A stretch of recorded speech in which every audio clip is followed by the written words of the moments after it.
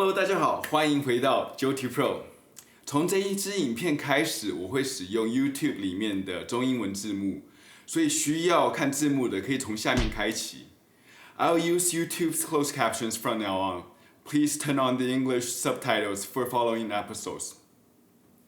我们常常在做拍摄时或者拍摄后，会用到一些后置软体，包括了有 Capture One、Lightroom。Photoshop 也是其中之一，也是最强大的。虽然 Photoshop 广为人知，但是很多人都没有用过这个软体。如果对 Photoshop 一点概念都没有的话， Photoshop 将会是一个很棘手的软体。今天我会带你们一步一步的慢慢认识 Photoshop， 让你们在20分钟之内了解 Photoshop 怎么操作。这一次的介绍会用英文版本的 Photoshop 来做介绍。如果可以的话，我会建议把版本都改为用英文的。原因不是要你们学英文，而是如果我们今天用中文来 Google 找教学的话，只能找到290万笔。但是如果你今天改为用英文去找这个教学的话，可以找到1亿1700万笔。所以开始使用英文版的 Photoshop 吧。这一次的单元是做给完全没碰过 Photoshop 的新手而准备的，将会分为几集来做教学。这次 Photoshop CC 2020将会介绍基本的界面和特效，好让没有使用过 Photoshop 的新手可以快速上手。如果先前有使用过 Photoshop 的话，这一集可以跳过。第一个要介绍的是界面。首先，我们要让大家都是在同一个画面。我们先到 Windows 里面勾选起 Essential Defaults， 这样我们大家的画面和按键图示都会是一样的。现在要做出一个新的档案，要到 File 里面的 New 新开档案，这里会跳出一个视窗，这个视窗就是我们要做调整的地方。我们要到右边这里改名字。任何名字都可以，所以我先命名为 Example。再来是宽度与高度的部分，之后可以因所要做的档案来做修改，像是 YouTube 的预览图啊，或是 Facebook 的首页图，只要把正确的宽度跟高度输入进去就可以了。我们先用 2K 影片大小的格式来做设定。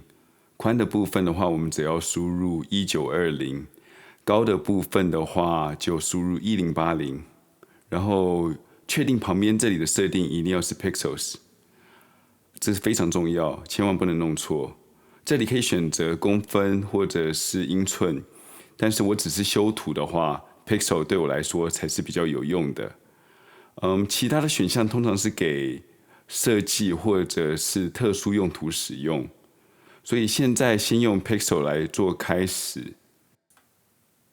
我们确定高和宽都是 Pixels， 然后 Resolution 的解析度的部分的话是选72，然后旁边也是选 Pixels， 然后 Inch。这里其实没有真的很重要要选哪一个，所以我们先选16 bit 吧。这视窗的部分的话，就到这里就完成了。继续压 Create 钮。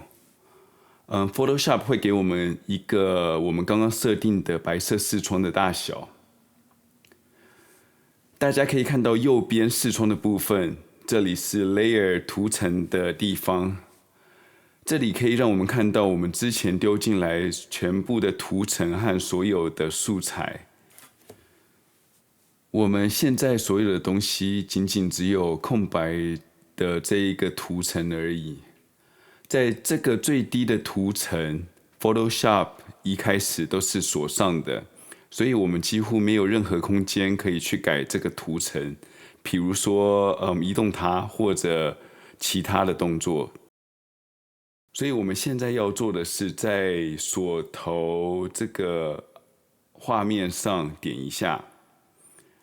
到了这个图层里面更改名字，只要滑鼠左键点2下就可以更改了。我们现在把这个图层改名为叫 background。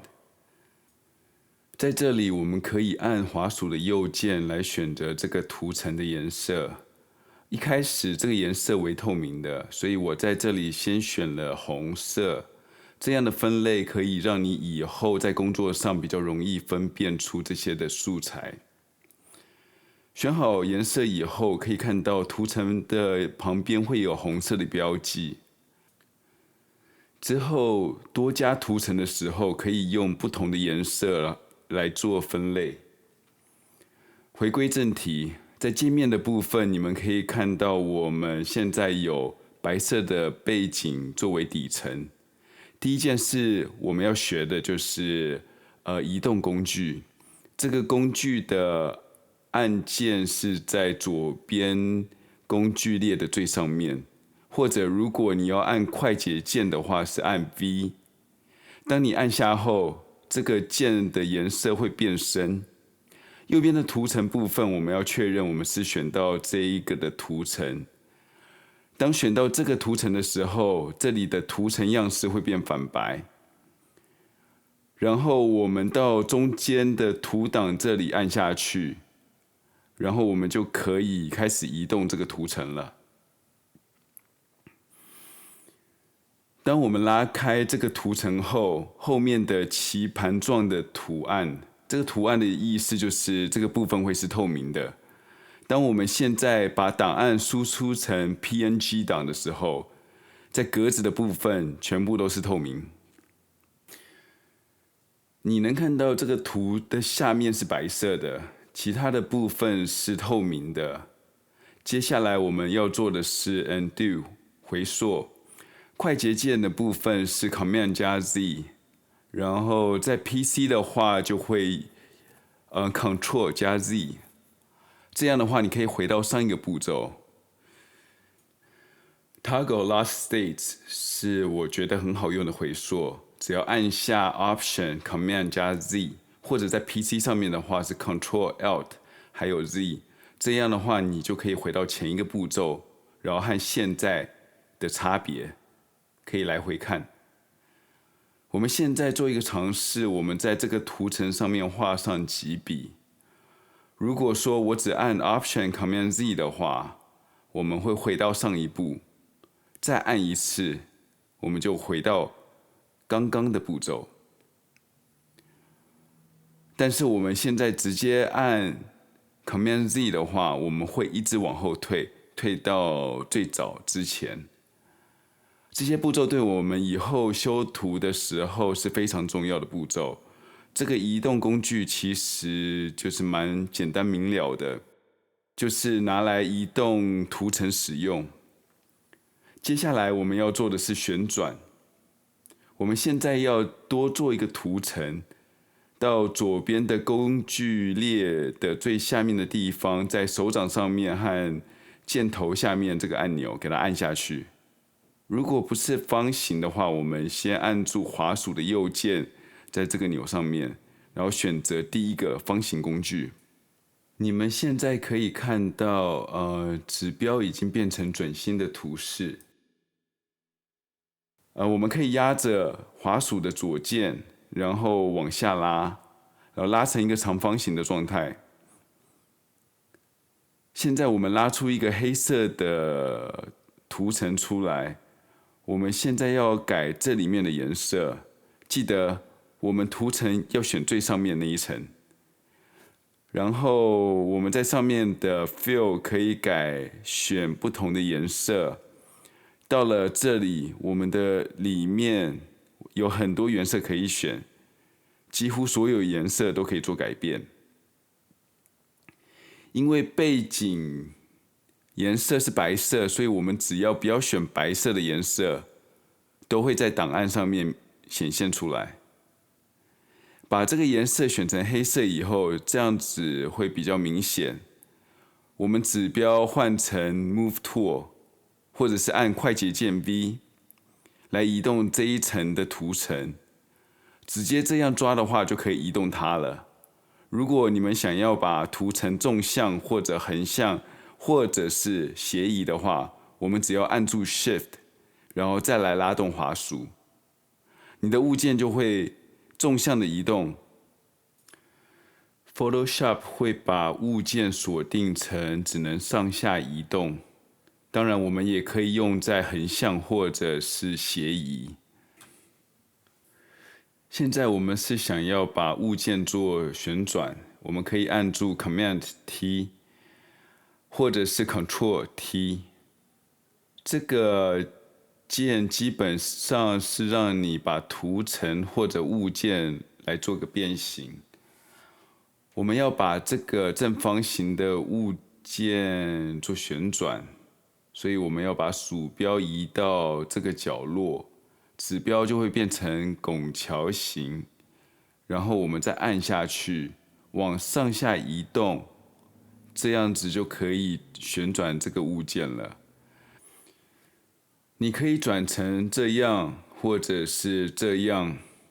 在上面的部分的话，你们可以看到有一个有角度的地方，我们可以用这里，我们这里可以直接打入数字来做角度的调整。